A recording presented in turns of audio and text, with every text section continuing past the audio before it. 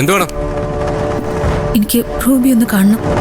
കാണണ്ട, നീയല്ലേ ചന്ദ്ര. നിന്നെക്കുറിച്ച് കുറെ കേട്ടിട്ടുണ്ട്. അവള് മരിക്കാൻ കാരണം നീയാണെന്നാ ഞങ്ങളെല്ലാം വിശ്വസിക്കുന്നത്. അങ്ങനെയുള്ള നീ റൂബിയുടെ ബോഡി കാണണ്ട. റൂബിയുടെ മരണത്തിന് കാരണം ഞാനല്ല. പിന്നാരാ? നിനക്ക് വേണ്ടി ഓരോന്ന് ചെയ്തതുകൊണ്ടല്ലേ അവർ സസ്പെൻഷനിലായത്. എന്ന് നീയായിട്ട് കൂടിയോ അന്ന് തുടങ്ങി അവരുടെ നാശം. എന്നിട്ട് വന്നിരിക്കുന്നു. അറേ പോർന്നു. നീ റൂബിയെ കണ്ട അതിന് ഞങ്ങൾ അനുവദിച്ച അവളുടെ ആത്മാവ് പൊറുക്കില്ല. കണ്ണീര് കാണിച്ചെന്ന് ഞങ്ങളെ വീഴ്ത്താൻ നോക്കണ്ട. നിന്നെ ഞങ്ങള് റൂബിയുടെ ബോഡി കാണിക്കില്ല. ഞങ്ങൾ ഒറ്റക്കെട്ടായി തീരുമാനിച്ചതാ. മര്യാദയ്ക്ക് ഇവിടുന്ന് പോകുന്നതാ നിനക്ക് നല്ലത്. അല്ലെങ്കിൽ ബലമായിട്ട് ചെയ്യേണ്ടി വരും. അതെ, ഇവിടെ കിടന്ന് വെറുതെ പ്രശ്നം ഉണ്ടാക്കി. തൽക്കാലം നിങ്ങളൊന്ന് മാറി. അതാ ബുദ്ധി. അല്ലെങ്കിൽ പ്രശ്നം വഷളാവുന്നേ.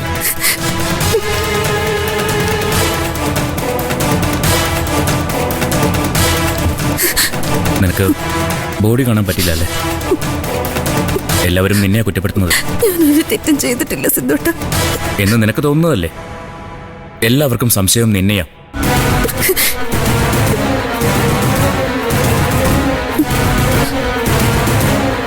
നിങ്ങളൊന്ന് സ്റ്റേഷൻ വരെ വരേണ്ടി വരും.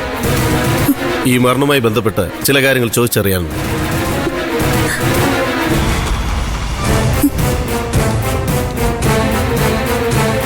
പേടിക്കണ്ട. ഒരാപത്ത് വരുമ്പോൾ കൈവിട്ട് കളയുന്നവനല്ല ഈ സിദ്ധു. സ്റ്റേഷനിലേക്ക് ഞാനും വരാൻ കൂടെ. ഞാനല്ല റൂബിയെ. അത് നീ പോലീസുകാരോട് പറഞ്ഞാൽ മതി. എനിക്ക് കേൾക്കൊന്നും വേണ്ട.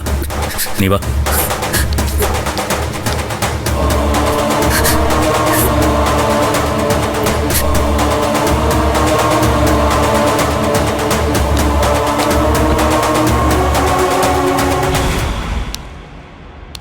എന്തായി കൈമളെ? കേട്ടതൊക്കെ ശരിയാണോ? ശരിയാണ്. പോലീസ് പലരെയും സംശയിക്കുന്നുണ്ട്. ചോദ്യം ചെയ്യലും ആരംഭിച്ചിട്ടുണ്ട്. അപ്പൊ നമ്മൾ ആദ്യം വിചാരിച്ച പോലെയൊന്നും അല്ല. ആത്മഹത്യയാണെന്ന് വിശ്വസിക്കാൻ പോലീസ് തയ്യാറായിട്ടില്ല അല്ലേ? ഇല്ല. റൂബിയെ സിദ്ധു കൊല്ലുന്നു ഞാൻ വിചാരിക്കുന്നില്ല. സിദ്ധു അങ്ങനെ ഒരാളല്ല. ഇനി അറിയില്ല, മനുഷ്യനാണ്. എന്താ എപ്പ തോന്നുന്നെന്ന് ആർക്കാ പറയാൻ പറ്റുക? ഇതിൽ നിന്ന് നമ്മൾ എത്തേണ്ട ഒരു തീരുമാനമുണ്ട്. അതെന്താണെന്നറിയോ കൈമളിന്? ഇല്ല. ചന്ദ്രയെ പതുക്കെ നമ്മൾ ലീഗൽ അഡ്വൈസർ സ്ഥാനത്ത് നിന്ന് നീക്കണം. ഇപ്പോഴത്തെ ഈ പ്രശ്നങ്ങളൊക്കെ നടക്കുന്നത് കൊണ്ട് കേസ് വാദിക്കാനുള്ള മാനസികാവസ്ഥയൊന്നും ചന്ദ്രയ്ക്കുണ്ടാവണമെന്നില്ല. നമ്മളെന്തിനാ അങ്ങനൊരു വക്കീലിനെ സഹിക്കുന്നത്? നമുക്ക് വേറെ ആരെങ്കിലും വയ്ക്കാം. കൊള്ളാവുന്ന ആരെയെങ്കിലും, കേസ് ജയിക്കാൻ കഴിവുള്ള ആരെയെങ്കിലും. അങ്ങനെ 100 പേരെ കിട്ടും. എന്നിട്ടും ചന്ദ്രയെ തന്നെ നമ്മൾ വച്ചത് വേറെ ചില ഉദ്ദേശങ്ങൾ മനസ്സിലുണ്ടായിരുന്നത് കൊണ്ടാണല്ലോ. അതെ, ആ ഉദ്ദേശങ്ങളൊന്നും ഇനി നടക്കുന്നു തോന്നുന്നില്ല കൈമളെ. ഈ റൂബി എന്ന് പറയുന്നവളായിരുന്നു ചന്ദ്രയുടെ ശക്തി. റൂബി മരിച്ച അതിനർത്ഥം ചന്ദ്ര വീണുന്നു തന്നെയാ. ഇനി ചന്ദ്രയ്ക്ക് ഒറ്റയ്ക്ക് നിൽക്കാൻ കുറച്ച് ബുദ്ധിമുട്ട് തന്നെയാ. എന്ന് വെച്ചാ സിദ്ധാർത്ഥിനെ എതിർത്ത് നിൽക്കാൻ ചന്ദ്രയ്ക്ക് പറ്റില്ലെന്ന് ചുരുക്കം. ഞാൻ പുതിയ വക്കീലിനെ അന്വേഷിക്കും. അന്വേഷിക്കുമ്പോ സിവിലും ക്രിമിനലും ഒരുപോലെ കൈകാര്യം ചെയ്ത ശീലമുള്ള ആരെങ്കിലും കണ്ടുപിടിക്കുന്നതായിരിക്കും നല്ലത്. ജയശങ്കറുമായിട്ടുള്ള തർക്കം സിവിലാ. ക്രിമിനൽ കേസ് വരാൻ പാടില്ലെന്നില്ലല്ലോ.